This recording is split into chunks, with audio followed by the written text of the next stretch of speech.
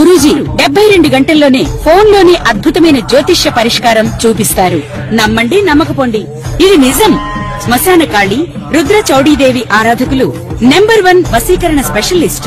గురూజీ మనిషి పుట్టుక నుండి చనిపోయే వరకు వచ్చే అన్ని క్లిష్టమైన సమస్యలకు పరిష్కారం ఇక్కడ లభిస్తుంది. విద్య, ఉద్యోగం, వ్యవహారం, స్త్రీ ప్రేమ, పెళ్లి, సంతానం, స్త్రీ పురుష వశీకరణం, భూవశం, భార్యాభర్తల కలహాలు, కోర్టు సమస్యలు, విడాకుల సమస్యలు, చేతబడి, అప్పుల బాధ, ఇంకా మీకు ఎలాంటి సమస్యలు ఉన్నా 72 గంటల్లోనే శాశ్వత నమస్తే, నేను మీ రవికిరణ్ శర్మ, వేలూరి, జ్యోతిష రత్న అవార్డు గ్రహీత.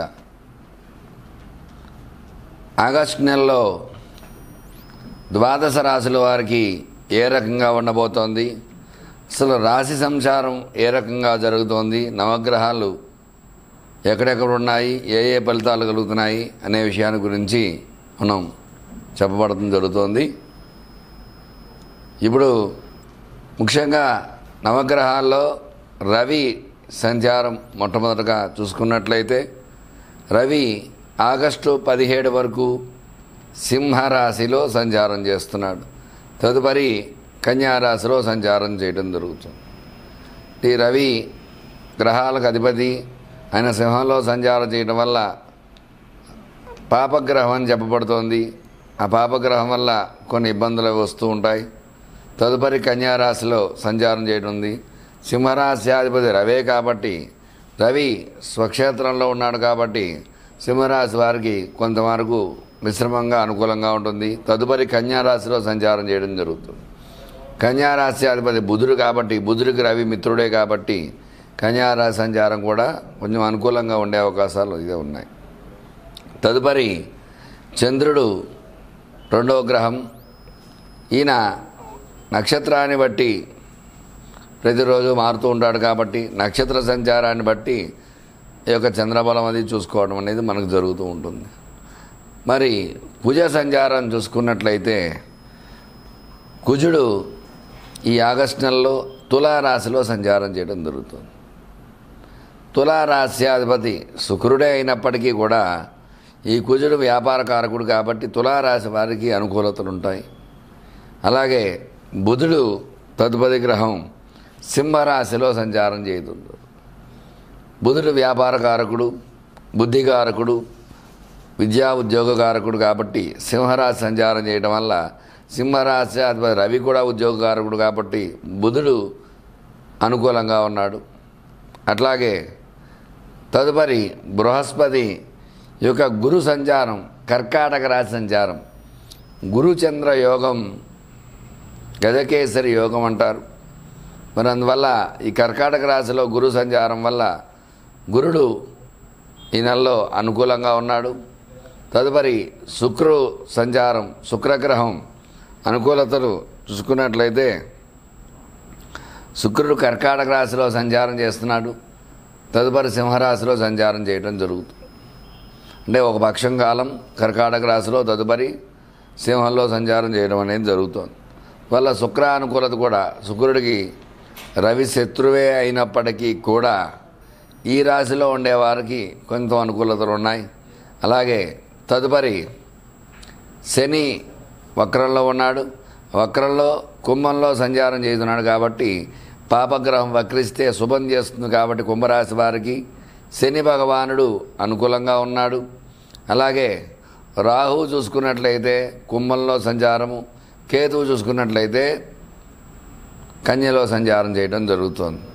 అందువల్ల ఈ నవగ్రహ సంచార స్థితిగతులను బట్టే ఈ యొక్క ద్వాదశ రాశుల వారికి ఎలా ఉండబోతోంది, ఏ ఏ రాశి వారికి ఏ ఏ ఫలితాలు కలిగిపోతున్నాయి అనే విషయాన్ని ఈ ఆగస్టు నెలలో మరి రాశుల వారీగా చూసుకున్నట్లయితే ఏ రకంగా ఉండబోతోంది అనే విషయాన్ని గురించి మనం చర్చించుకోవడం జరుగుతోంది. నమస్కారం. వృశ్చిక రాశి వారికి ఈ ఆగస్టు నెలలో ఏ రకంగా ఉండబోతోంది, ఎలాంటి అనుకూలతలు ఉన్నాయి, ఎలాంటి ప్రతికూలతలు ఉన్నాయి విషయాన్ని గురించి మీకు చెప్పడం జరుగుతోంది. వృశ్చిక రాశి అధిపతి కుజుడు కాబట్టి కుజుడు అనుకూలంగా ఉన్నాడు కాబట్టి అన్ని రంగాల వారికి కూడా ఈ నెలలో అనుకూలతలు వచ్చే అవకాశాలు ఉన్నాయి. ఆరోగ్యపరంగా చూసుకున్నట్లయితే ఆరోగ్యం బాగుంటుంది. గతంలో ఉన్న అనారోగ్య సమస్యల నుంచి బయటపడే అవకాశం ఉంటుంది. ఆరోగ్య విషయంలో చక్కటి జాగ్రత్తలు వహిస్తారు. అట్లాగే విద్యాపరంగా చూసుకున్నట్లయితే విద్యలో రాణింపు ఉంటుంది.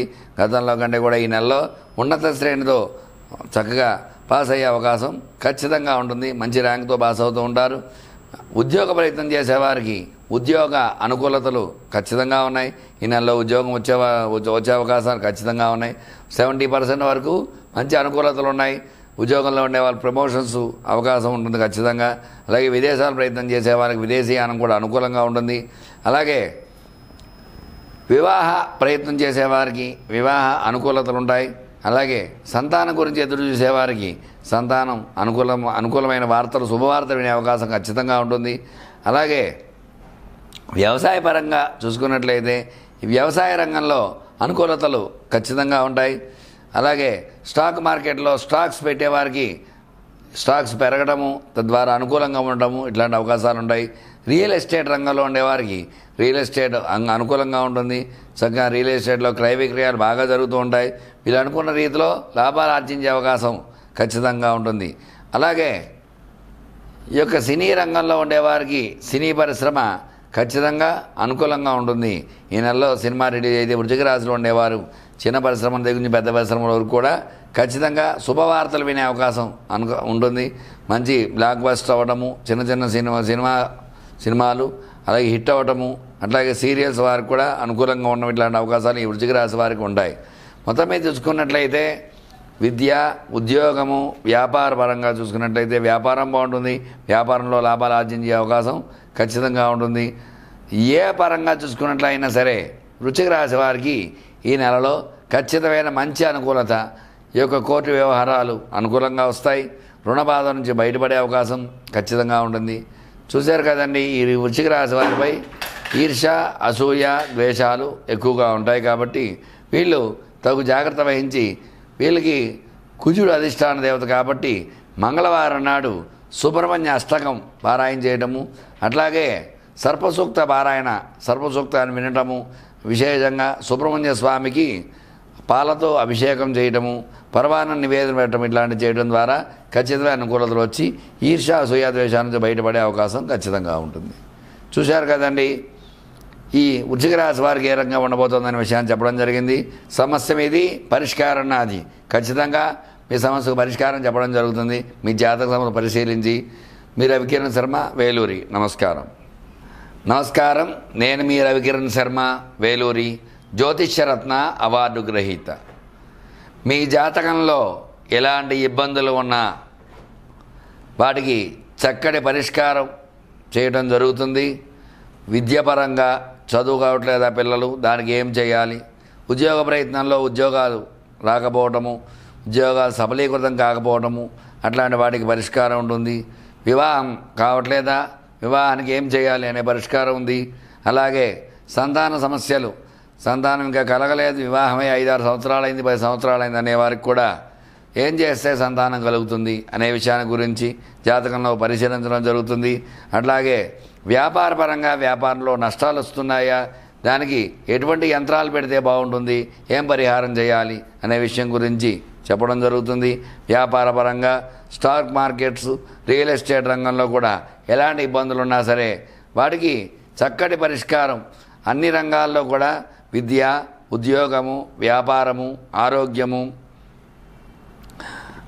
కోర్టు వ్యవహారాలు, రాజకీయము, సినీ రంగము, ఇట్లా ఏ రకంగా ఎలాంటి సమస్యలు ఉన్నా సరే మీ సమస్యలన్నిటి కూడా ఖచ్చితంగా మీ జాతకం పరిశీలన విశేషంగా చేసి, మీరు ఇబ్బందులు పడుతుంటే ఆ ఇబ్బందులు ఎందువల్ల పడ్డారు, ఇంతకుముందు ఎలా పడ్డారు, ఎందుకోసం పడ్డారు, ఇప్పుడు దాన్ని ఎలా బయటపడాలి అనే విషయాన్ని గురించి వివరంగా జాతక పరిశీలన చేసి ఖచ్చితంగా దాన్ని పరిష్కారం చేసి మీకు అనుకూలంగా చేయగల సమర్థత ఉన్నవాడిని. కాబట్టి మీకు ఎలాంటి సందేహాలున్నా స్క్రీన్పై నా నెంబర్ రోల్ అవుతుంది. కాబట్టి ఖచ్చితంగా నన్ను సంప్రదించినట్లయితే సమస్య మీది, పరిష్కారం నాది. మీ రవికిరణ్ శర్మ, జ్యోతిష్యరత్న అవార్డు గ్రహీత. నమస్కారం.